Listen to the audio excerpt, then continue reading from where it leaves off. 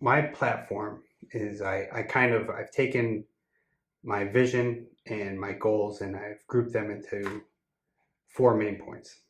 First point being participation in government. I think the more people involved, the more collective heads and brains you have working on a problem, the better the outcome is every time. 1,000 people are better than 10 people, and 10,000 people collectively are better than 1,000 people. So if we could incentivize people when they have an idea to grab their neighbor, grab their friend, come together and try to influence, try to make a group and influence the government, what's going on, that is terrific. There's already, Cambridge does a lot of good things. They're inclusive with changes, the Inman Square change, the Volt change, right? That type of construction and development. They're very inclusive with everyone and the residents. The city manager, he's got his committees, and those are excellent. So we need to continue like that. And I mean, the goal should be a majority of people putting their input in. You could poll people throughout the year, constantly, consistently. It shouldn't be in waves or have highs and lows in polling people. It should keep on finding out what people think and what direction they want our collective city to go in. Money in politics is a huge problem. Money in politics is on a national level. It's why the tax code is a mess. It's why our internet is slow.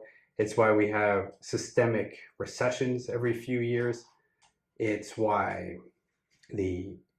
our healthcare is super expensive, and countless other things. It comes down to a very small wealth interest influencing the collective decision making of our country. And it does happen on every level of government. And you could definitely make the argument that it's a much bigger deal on a national level. But Mitch McConnell and Paul Ryan are not going to fix lobbyist money and corruption on a national level. They're just not. The only way it gets fixed is to drive from the ground up. 25 cities smaller than Cambridge in Massachusetts have passed anti-corruption bills. They don't have a super large corruption problem, but they realize and recognize it's important for them to, en masse,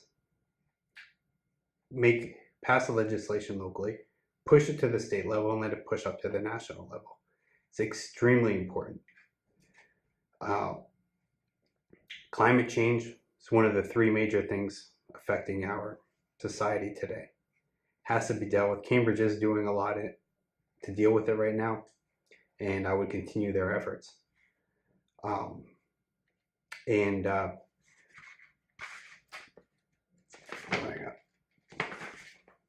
Public services. Public services is the whole purpose of what we do with our collective resource.